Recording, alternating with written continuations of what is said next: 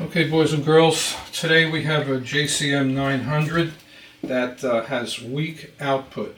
So the first thing I do is just remove it from the box, the head case, and give it a once-over visually, looking for things like possible blown screen resistors, or even a grid resistor, you never know, or any other type of burn or flame out. Never hurts to do a nice visual. So,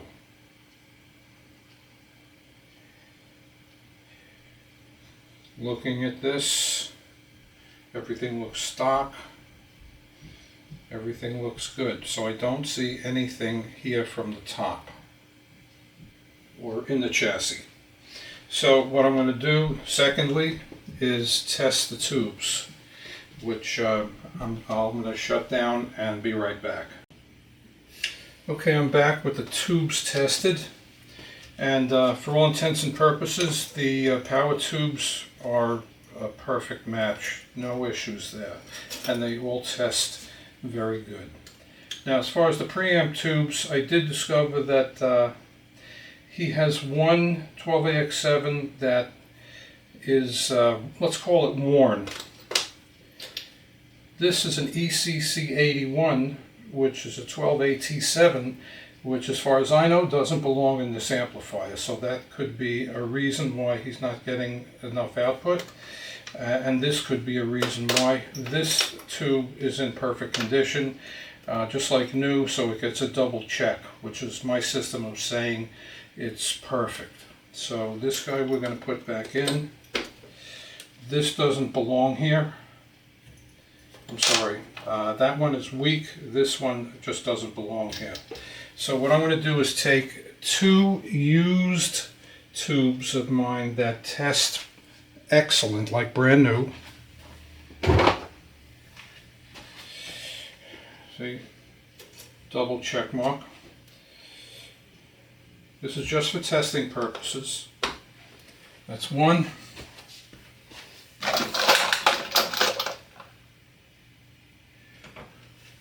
And here's another one, double check mark.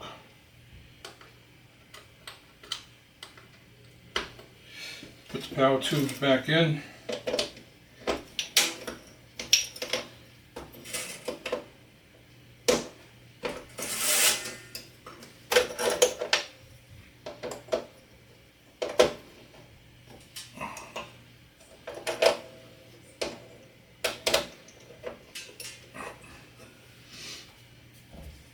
Okay, let's grab a speaker wire, which I know I have right here.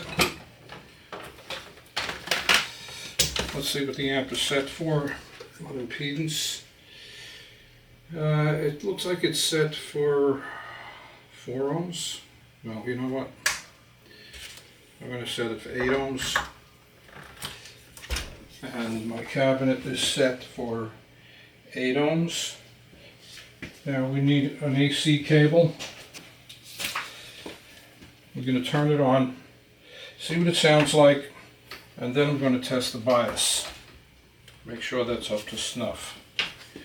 So here we go. You can see my bald head.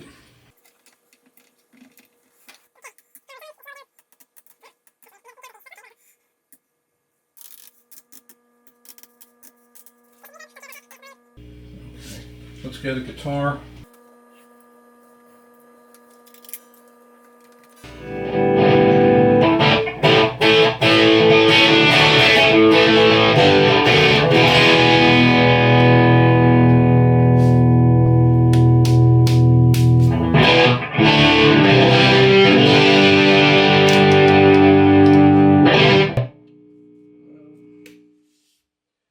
I don't know, that sounds pretty loud to me.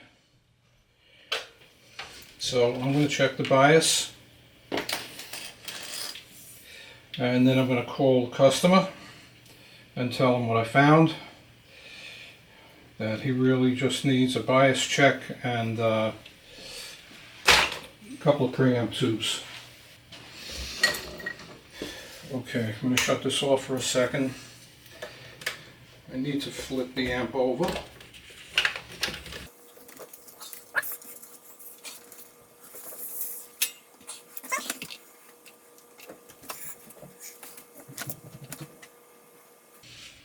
Okay, getting back to the amp.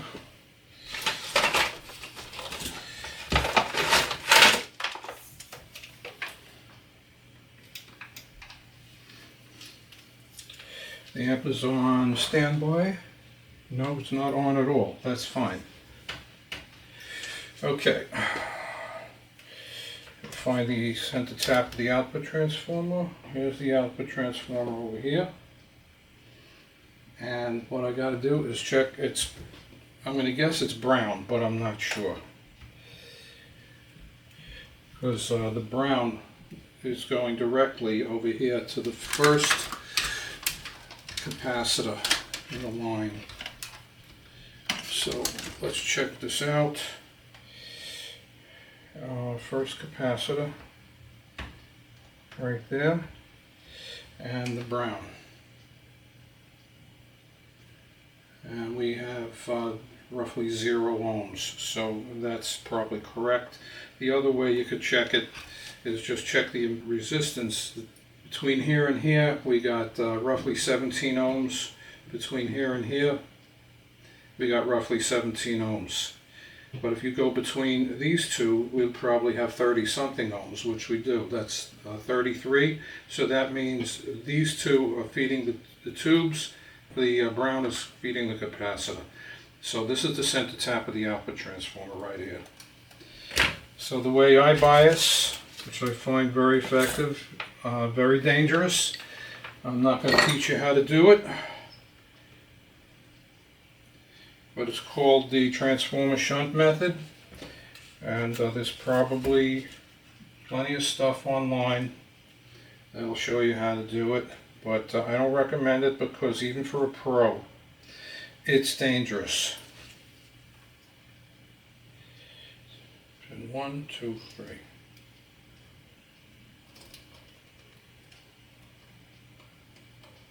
Okay. Turn the power on. Let it warm up for a second. And I forgot to make sure that all of the volumes are down. Preamp 0, 0. I don't want to flip this again. So. Volume, reverb, volume. Okay. Everybody's on 0. Okay, turn it on.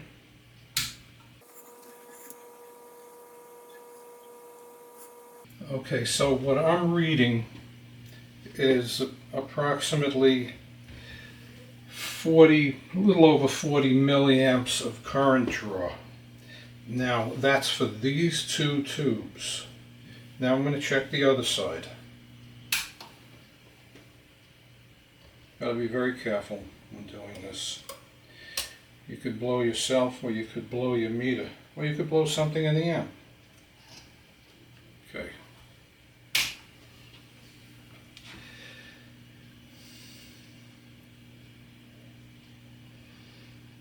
Okay, this side is registering almost exactly the same, like 41 milliamps. So for all intents and purposes, that's perfect. Except, in my opinion, the current draw is too low. But what I'm going to do is let's check the plate voltage.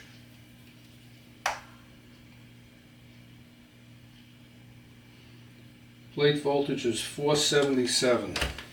Hot stuff. That'll definitely knock you right on your ass, if not kill you.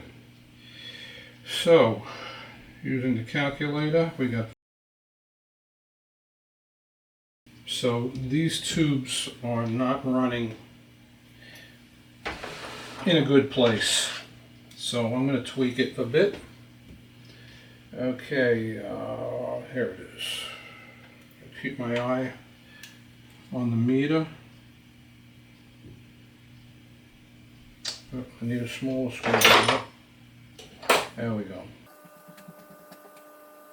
I'm going to bring it up to about 60 milliamps, if I can get that much. Yep, okay, there's 60. Now let's do the test again. this should have dropped the voltage at the plate. And it did. It dropped almost 10 volts. We're now at 467 and change. So let's redo this. I like that better. As a matter of fact, I can back it off a little bit.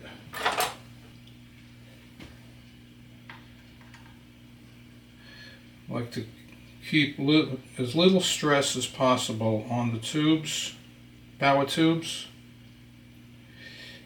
because most of, if not all, the distortion is generated in the preamp. So there's no reason to run these hard. Okay, now the amp is biased. I'm just going to check the other side just to be doubly sure.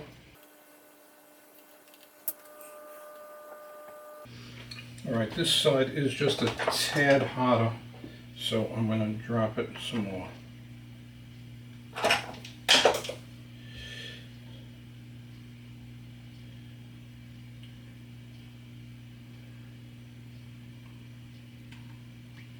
Okay, so now the tubes are probably they're drawing less than 30 milliamps each. And at this high voltage, that's more than enough. Okay. Kill that. Put it on standby. Take my leads off.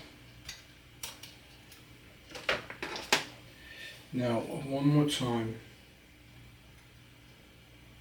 I'm going to have to get that knob back on. I'm going to turn the amp around. Oops. One of the spring retainers popped off. Biggie. Okay. Now,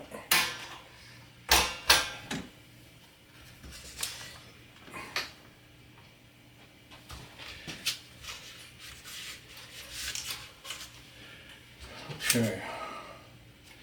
So on 0, I'll have to tighten that guy up.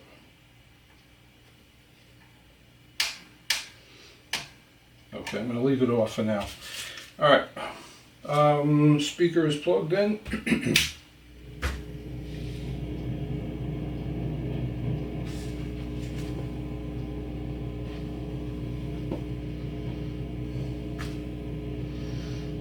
It's a little bit on the noisy side.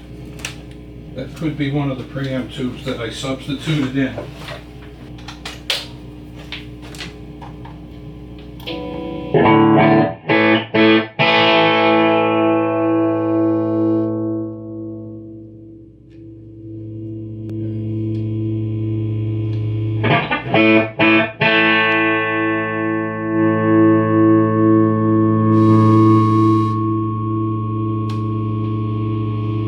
Alright, so here we go. Alright, so I'm going to call the customer and tell him, in my opinion, he needed 2 preamp tubes and a biasing. And, you know, I'll look over as I did. And at this point, I think this amp is good to go. So, I hope you enjoyed the short video. Take it easy.